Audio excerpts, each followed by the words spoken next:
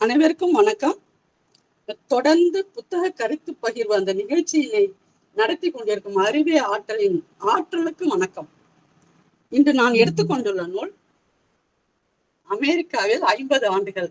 ஆசிரியர் மருத்துவர் சோம இளங்கோவன். 50 ஆண்டுகளுக்கும் மேலாக அமெரிக்காவில் வாழும் பகுத்தறிவுவாதியான இந்த மருத்துவரின் வாழ்க்கை பயணமே இந்நூல். திராவிடர் கழகத்தின் தலைவர் ஆசிரியர் கி வீரமணி அவர்களும், மருத்துவர் ஐயாவின் சகோதரர் சோமு வேலாயுதம், அவரது இணையர் கலைச்செல்வி ஆகியோர் வாழ்த்துரை சொல்லியிருக்காங்க. செப்டம்பர் 2023 முதல் பதிப்பினை நன்சை பிரசுரம் வெளியிட்டுள்ளது. 144 பக்கங்கள் கொண்ட இப்புத்தகத்தின் விலை ரூபாய் 150. பிச்சாண்டார் கோயில் என்னும் கிராமத்தில் எளிய நடுத்தர குடும்பத்தில் பிறந்து தஞ்சை மருத்துவக் கல்லூரியில் மருத்துவம் பயின்று மருத்துவ மேற்படிப்புக்காக 1971 அமெரிக்கா சென்றவர் தான் நமது மருத்துவர் ஐயா. அமெரிக்கா இந்திய இளைஞர்களின் கனவு தேசம். நம்ம யூத் எல்லாம் மேல் படிப்புக்காக அமெரிக்கா போகும்போது பெற்றோர்கள்ட்ட என்ன சொல்லுவாங்க, நான் போய் MS முடிச்சுட்டு கொஞ்ச நாள் வேலை செஞ்சுட்டு நம்ம நாட்டுக்கு திரும்பி வந்துருவேன் அப்படின்னு. ஆனா அங்க போனோன்னு சந்திரமுகியாவே மாறிட்டேங்கிற மாதிரி அமெரிக்க குடிமகன் ஆயிடுவாங்க. மருத்துவர் ஐயாவுக்கும் இதே போல ஒரு 5 ஆண்டு திட்டம், 1 லட்சம் ரூபாயுடன் தாயகம் திரும்ப வேண்டும் என்பது. பல 5 ஆண்டுகள் கடந்து தனது வெற்றிகரமான பாதையில் சென்று கொண்டுள்ளார். மேட் ஃபார் ஈச் அதர் என்று சொல்வார்களே, அது போல இவரது இணையர் மருத்துவர் சரோஜா அவர்கள். இருவரும் இல்லறத்தை நலமாக நடத்துவதுடன் மருத்துவ பணியையும் இன்ன பிற அற செயல்களையும் மேற்கொண்டுள்ளனர். அமெரிக்கா செல்லும் போது தந்தை பெரியாரை சந்தித்து விடை பெற்ற அந்த தருணத்தை பிரியா விடை எனும் முதல் தலைப்பில் சொல்கிறார். படிக்கும் போது வேலையும் செய்யணும், அதற்கு 80,000 ரூபாய் சம்பளம் கிடைக்கும். இப்ப 1971 80,000 ரூபாய் சம்பளம் கிடைக்கும் என்று சொன்னதற்கு தந்தை பெரியார் உங்களுக்கு 80,000 ரூபாயா என்று சொல்லி வாய்விட்டு சிரித்ததாக சொல்கிறார். அப்போது அனுமதிக்கப்பட்ட $8 Chennai, Mumbai, Tel Aviv, Rome, London வழியாக சிகாகோ செல்ல வேண்டும். விமானம் ரோம் நகரம் செல்கிறது. அடுத்த நாள் தான் அடுத்து விமானம் கிளம்பும். ஆனா ரோம் நகரை சுற்றி பார்க்க $3. இன்னும் சிகாகோ விமான நிலையத்திலிருந்து மருத்துவமனைக்கு போக $4 ஆகும்னு சொன்னாங்களாம். கையில $8 இருக்கு. அருமையான ரோம் நகரத்துல சுற்றுலா மேற்கொள்ளணும் அப்படின்னு சொல்லிட்டு சுற்றுலா சென்று முடிந்தது. அடுத்த நாள் ரோம் விமான நிலையம் நுழையும் போது முதல் போராட்டம் ஆரம்பம். உள்ளே நுழைய $3 வரி கட்ட வேண்டும். இவர் இல்லைன்னு இங்கிலீஷ்ல சொன்னா உள்ளே போக முடியாதுன்னு இத்தாலியில சொல்றாங்க. சரி, கட்டியாச்சு. சிகாகோல இறங்கியாச்சு. கையில் இருந்த $1.5 மாத்தினா 4 குவார்ட்டர் சொல்ற 25 பைசா கிடைக்கும் போன் செய்யறதுக்கு. மருத்துவமனைக்கு அழைச்சிக்கிட்டு போறவரு வர முடியல, வாடகை கார்ல வந்துடுன்னு சொல்லிடுறாரு. யூனிவர்சிட்டியில இருக்க ஒரு ப்ரொஃபஸரை கான்டாக்ட் பண்ணி அவர் உதவியுடன் மருத்துவமனைக்கு போறாங்க. கையில $1 கூட இல்லாம அந்த $1.5 இருந்தா காயினா மாத்தியாச்சே. சிகாகோ மண்ணை மிதித்தவர் பின்னர் பல டாலர்கள் ஈட்டினார். கையில $10 வந்தேன், இப்ப லட்சாதிபதி, கோடீஸ்வரர் அப்படிலாம் சொல்றாங்கல்ல, அது எல்லாருக்கும் வாய்க்காது. ஒருத்தர் சொல்றாரு, நான் ஒரு மஞ்சப்பையோட சென்னைக்கு வந்தேன், இப்ப 60 மஞ்சப்பை இருக்கு. மருத்துவ பயிற்சி தொடங்கியது. ஐயா அவர்கள் வயிற்று நோய்களுக்கான மருத்துவர். பயிற்சி எனும் தலைப்பில் அவர் என்ன சொல்றாருன்னா, வேலை கலந்த படிப்பு என்பது மிகவும் பயனுள்ள முறை. எந்த கடினமாக நோயாக இருந்தாலும் வல்லுநர்கள் உதவுவார்கள். மருத்துவமனையில் வாங்கும் காசுக்கு செலவே இல்லை. சாப்பாடு, தங்குமிடம், துணி துவைத்து கொடுப்பது, தொலைபேசி என்ற அனைத்துமே அவர்கள் கொடுப்பதால் பணத்தை ஊருக்கு அனுப்புற வேலைதான். அந்த 3 ஆண்டுகள் பயிற்சி பற்றியே 30 பக்கங்களுக்கு மேல் எழுதலாம். ஆனால் நீங்கள் எல்லோரும் மருத்துவர் ஆகிவிடுவீர்கள் என்று சொல்கிறார். அப்போது முதல்வராக இருந்த மாண்புமிகு கலைஞர் அவர்கள் கண் சிகிச்சைக்காக லண்டன் சென்று அமெரிக்கா வந்த போது ஐயா அவர்கள் வரவேற்பு கவிதை அளித்து தந்தை பெரியார் பற்றி விசாரித்து பேசியதை சிகாகோ நண்பர்கள் என்று கடைசி வரை பேசியதாக மகிழ்ச்சியுடன் குறிப்பிட்டுள்ளார். அவங்க குடும்பத்துல ஊர்ல பரம்பரையா திருமணம் என்றாலே கடன் வாங்கணும் அல்லது நிலத்தை விற்க வேண்டும் என்னும் முறை. கடனில்லாத திருமணம் என்பதே குறிக்கோளாக இரவு பகல் என்று பணி செய்து ஊதியம் பெறுகிறார். அதில் கார் வாங்கும் போது இப்படி சொல்கிறார், அமெரிக்காவில் கார் இல்லாமல் இருக்கலாம், கார் இல்லாமல் இருக்க முடியாது. 3 வாரங்கள் விடுமுறையில் ஊருக்கு வந்து திருமணம் முடிந்து மீண்டும் தனியே அமெரிக்கா செல்கிறார். 2 மாதங்கள் ஆனதும் அவரது இணையருக்கு விசா கிடைக்க இருவரது பயணமும் அமெரிக்காவில் தொடங்குகிறது. பணம் பெரிதல்ல, நல்ல முறையில் மருத்துவ தொழில் செய்ய வேண்டும் என்ற எண்ணத்தில் மருத்துவ பணி ஆரம்பமாகிறது. மிகவும் ஹார்ட் ஒர்க்.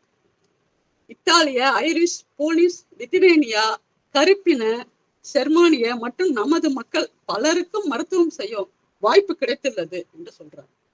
அடுத்த மருத்துவ பணி எனும் தலைப்பில் அந்த நாட்களில் மருத்துவ பணி மனித நேயம் மிக்க தொழிலாக இருந்தது.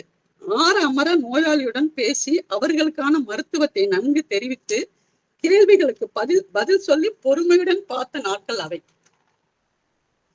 அனைவரும் அன்புடனும் பாசத்துடனும் மரியாதை காட்டி இளம் வயது மருத்துவராக இருந்தாலும் திறமையை பாராட்டி மகிழ்ந்தார்கள். அவர்களுக்கு மருத்துவம் செய்வதே பேரின்பமாக இருந்தது. அதிலும் நான் பயின்ற குடல் மருத்துவம் அப்போதுதான் சிறப்பாக வந்து கொண்டிருந்தது.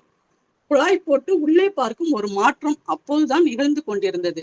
அது மிகவும் சிறப்பான துறையாக அமைந்து விட்டதால் எனக்கு மகிழ்ச்சிக்கு குறைவே இல்லை. பின்னால் வர வர அறம் குறைந்து அது ஒரு பணி என்பது போய் வருமானத்திற்காக என்ற அளவிற்கு மருத்துவமனைகளும் மருத்துவர்களும் மாறிவிட்ட காலம் இப்போது வந்து விட்டது. இன்சூரன்ஸ் கம்பெனி மருத்துவ பண வசூல் என்ற ஒரு பெரிய பிசினஸ் ஆக மாறிவிட்டது. காப்பீட்டு நிறுவனங்களால் மருத்துவ துறையே மாற்றப்பட்டு விட்டது. துறையில் இருந்த மகிழ்ச்சி குறைந்து ஒரு பெரிய வருமான நிறுவனம் போல் ஆகிவிட்டது என்று தனது வருத்தத்தை பதிவு செய்யும் ஐயா அவர்கள் 1991 ஆசிரியர் கி வீரமணி அவர்களுக்கு இதய மாரடைப்பு வந்துள்ளது. அவர் சென்னையில் அங்க சிகிச்சை முடிந்து மேல் மருவத்துக்காக அமெரிக்காவுக்கு வந்துருங்க அப்படின்னு சொல்றாங்க, மருத்துவர் ஐயா சொல்றாங்க. அப்புறம் அமெரிக்காவுக்கு அழைச்சிட்டு போய் அங்க சிறப்பான அறுவை சிகிச்சை எல்லாம் நடத்தி எல்லாத்துக்கும் ஏற்பாடு செஞ்சு அவர் நல்ல முறையில குணமாக்கி அனுப்புறாரு. நம்ம ஊர்ல எந்த வரல அறிஞர்களுக்கும் நண்பர்களுக்கும் நன்கு மருத்துவம் செய்து அவர்களை அனுப்பியது தாய் மண்ணில் மருத்துவம் செய்யவில்லையே என்ற குறையை போக்கியது என்று தனது மகிழ்ச்சியை பகிர்ந்து கொள்கிறார். அடுத்து இணையர் சாதனைகள் என்னும் பெருமை மிக பதிவினை மேற்கொள்கிறார். மருத்துவர் சரோ அவர்கள் கடும் உழைப்பாளி. ஒரு மணித்துளியையும் வீணாக்காமல் ஏதாவது செய்து கொண்டே இருப்பார். அவருக்கு பல அலுவல்கள், குடும்பத்தை பார்த்து கொள்வது, என்னுடைய பெற்றோர்களை பார்த்து கொள்வது, விருந்தினர்களை கவனிப்பது, மருத்துவ தொழில் கடுமையான வேலை, நரம்பியல் சோதனை, ஊசியால் எடுத்த சிறு திசுக்களை பார்த்து புற்றுநோய் இருக்கின்றதா முற்றிலும் எடுக்கப்பட்டு விட்டதா என்று உடன் சொல்ல வேண்டும், வேறு என்ன பாதிப்பு என்றும் சொல்ல வேண்டும். எண்ணில் அடங்காத வேலைகளை எப்படி செய்தார் என்று எனக்கே தெரியவில்லை. புத்தகத்தின் எண்ணுரையில் ஐயா என்ன சொல்றாருன்னா, அடித்த புயல்களை நங்கூரமாக இருந்து அளவிட முடியா அன்பால் நடத்தி சென்ற பெருமை என் இணையர் சரோ அம்மையாரை சேரும். அன்பும் மரணும் நிறைந்த இருவரையும் பார்க்கும்போது பாலும் பழமும் திரைப்படம் ஒன்று வந்தது இல்ல, அதுதான் நினைவில் வருகிறது. அதிலும் இருவருக்கும் மருத்துவ பணிதான். அந்த கதாநாயகி பேர் கூட சரோஜா தேவி. என்னை பொருத்தம் அப்போது எனக்கு 2 ஆப்ஷன்ஸ் இருந்தது. மருத்துவத்துறையில் பெரிய ஆளாகலாம், இந்திய அமெரிக்க மருத்துவ அமைப்புகளில் சேர்ந்து உயர் பதவிகள் அடையலாம், அல்லது தமிழ்ச்சங்கத்தில் பணி செய்து வளர்ச்சியில் ஈடுபடலாம். மருத்துவ துறையிலிருந்து பலர் இருந்தனர். நான் 2வதை தேர்ந்தெடுத்தேன். அவரது அடுத்த இலக்கிற்கான பயணம் தொடங்கியது. சிகாகோ தமிழ்ச்சங்கத்தின் நிகழ்ச்சிகள் இருந்து பெரும்பாலும் சினிமா அல்லது கர்நாடக இசை, நாட்டியங்கள் என்று இருக்கும். இதை மாற்ற வேண்டிய பொறுப்பு அவருக்கு இருந்தது. இவரது பொறுப்பில் சங்கம் வந்தபோது நன்றாக வளர்ந்துள்ளது. மகளிரை முக்கியமாக கொண்டு வந்து பேச்சு, நடிப்பு, பாட்டு திறமைகளை வெளிக்கொண்டு அந்த முயற்சியில் ஈடுபட்டுள்ளார். இசை நிகழ்ச்சிகள் பல நடந்துள்ளனர். சிகாகோ சங்கம் பல துறைகளிலே முன்னோடி சங்கமாக திகழ்ந்தது. அமெரிக்காவின் முதல் பதிவு செய்த தமிழ் சங்கம் என்ற சிறப்பை பெற்றது. 2019 பொன்விழா மிகவும் சிறப்பாக நடந்தது. அமெரிக்காவில் ஆங்காங்கே தமிழ்ச்சங்கங்கள் தோன்றின. இவை எல்லாவற்றையும் இணைத்து ஒரு கூட்டு அமைப்பு உருவாக்க வேண்டும் என்று சிகாகோ தமிழ்ச்சங்கத்தில் பேசிக் கொண்டிருக்கும் போது டெலவர், வாஷிங்டன், நியூயார்க், ஹாரிஸ்பர்க் என்ற அமைப்புகள் சேர்ந்து ஒரு பேரவையை உருவாக்கினார்கள். அதுவே ஃபெட்னா எனப்படும் வட அமெரிக்க தமிழ்ச்சங்க பேரவை. அதன் ஒரு நிகழ்ச்சி சிகாகோவில் நடத்த வேண்டும் என்று சொன்ன போது மருத்துவர் ஐயா அதன் தலைவராக இருந்து 91 மாநாட்டை சிறப்பாக நடத்தியுள்ளார்.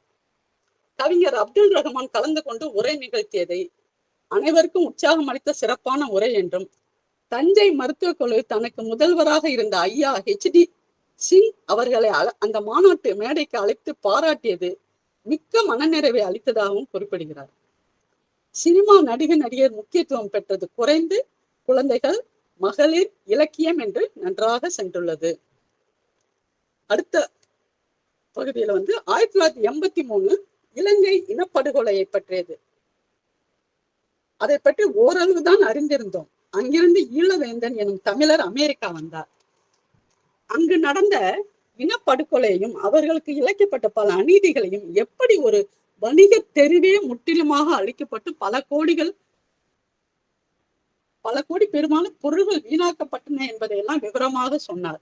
பின்னர் தான் எவ்வளவு மோசமான இனப்படுகொலை நடந்தது என்று, இதையெல்லாம் பற்றி உலகிற்கு எடுத்து சொல்ல வேண்டும் என்று முதலில் தமிழர்களுக்கு எடுத்து சொல்லி பின்னர் அமெரிக்கர்களுக்கு சொல்ல எண்ணினோம். சிகாகோ தமிழ்ச்சங்கம் மூலமாகவும் மற்ற அமைப்பு மூலமாகவும் பாதிக்கப்பட்டவர்களை பேச சொன்னோம். அதற்கான ஒரு அமைப்பு உருவாக்கி என்ன செய்ய வேண்டும் என்பதை செயல் வடிவமாக தீட்டி செயல்பட ஆரம்பித்தோம். அடுத்து பல அமெரிக்கர்களுடன் பேசி சிகாகோவில் ஒரு அமைப்பு உருவாக்கப்பட்டுள்ளது. USA committee to stop genocide of Tamils in Sri Lanka. அதில் ப்ரொஃபசர், அரசியல் வல்லுநர்கள், கிரேக்கர்கள், இத்தாலியர்கள் என்று பலரையும் இணைத்து அமெரிக்கா முழுதும் உள்ள மனிதநேய அமைப்புகள் அவற்றையும் இணைத்து ஒரு கமிட்டி உருவாக்கப்பட்டுள்ளது. இனப்படுகொலை கண்டித்து அதற்கு பொறுப்பானவர்களை தண்டிக்க வேண்டும், தமிழர்களை காப்பாற்ற வேண்டும் என்று மாநாடு நடத்தப்பட்டுள்ளது.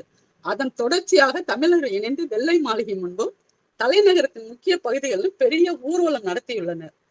பின்னர் பலர் அந்த அமைப்பில் இருந்து விலகிவிட்டதால் தொடர்ந்து செயல்படவில்லை. இவர்களது செயல்பாட்டினை தலைவர் பிரபாகரன் மிகவும் பாராட்டியதாக ஐயா பதிவு செய்துள்ளார்.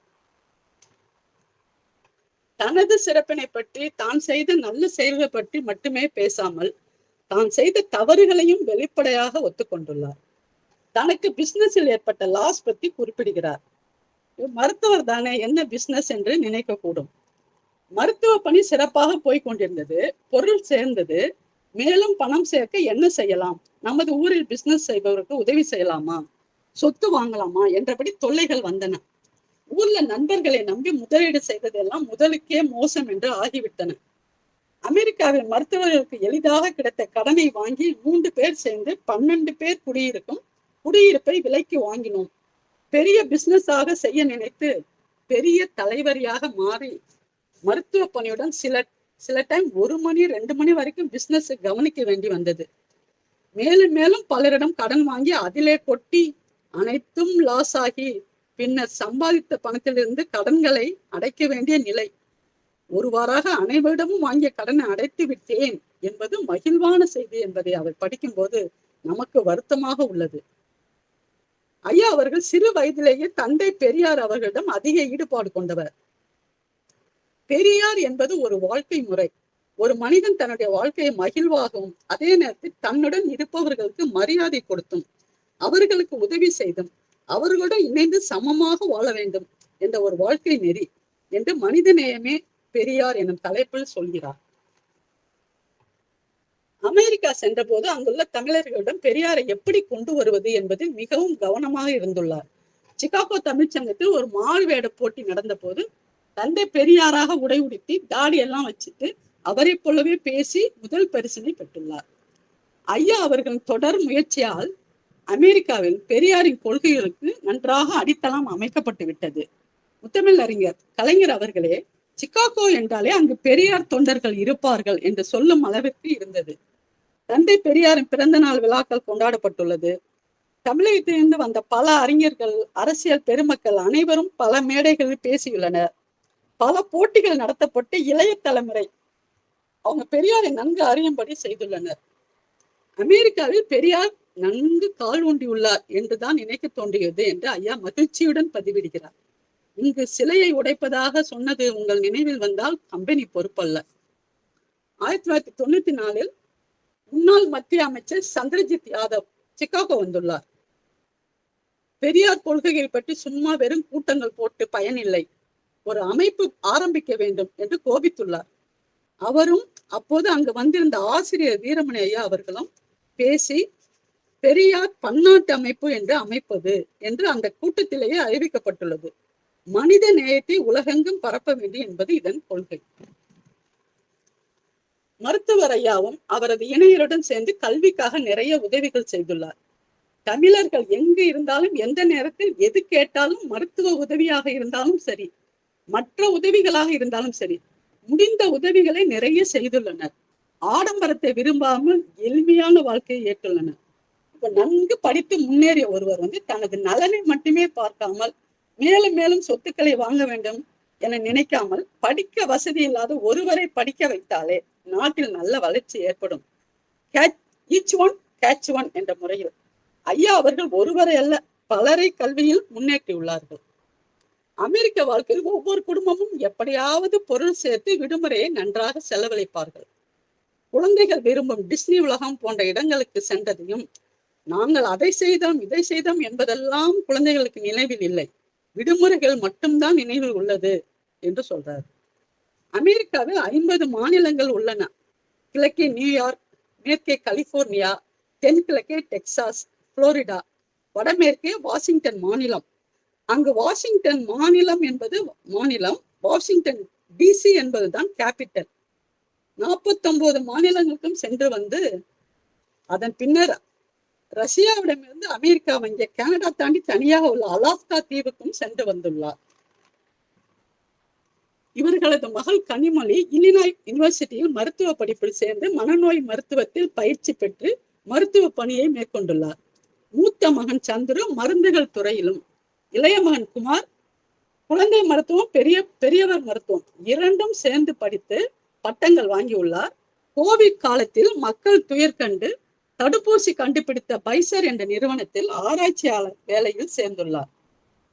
மருத்துவர் ஐயாவின் சக்சஸ்ஃபுல் ஸ்டோரி. இந்த வெற்றிக்கு காரணம் என்ன? இவரது கல்வி அறிவு, பகுத்தறிவு, துணிச்சல், திறமை, அதையும் தாண்டி புனிதமானதுங்கிற மாதிரி மனித நேயமே. தர்மம் தலை காக்கும், நீ அறம் செய்ய வேண்டும், அப்போதுதான் நன்றாக இருப்பாய், தவறு செய்யக்கூடாது, தண்டிக்கப்படுவாய் என்றெல்லாம் அறிவுரைகள் கூறுவதை விட, பல மோட்டிவேஷனல் ஸ்பீச் அதை விட ஒரு ரோல் மாடலாக வாழ்ந்து காட்டுவது எத்தனை சிறப்பு. இவர் போன்ற வெற்றியாளர்கள், சாதனையாளர்கள் சுய பெருமை என்று சொல்லாமல் தனது அனுபவங்களை எழுதுவது மற்றவர்களுக்கு இன்ஸ்பிரேஷனாக இருக்கும். இந்த நூலின் மூலம் மருத்துவர் ஐயா அவர்கள் நமக்கு எவ்வாறு விளங்குகிறார் என்றால், அவர் ஃப்ரெண்ட், பிலாசபர் அண்ட் கைடு. நன்றி.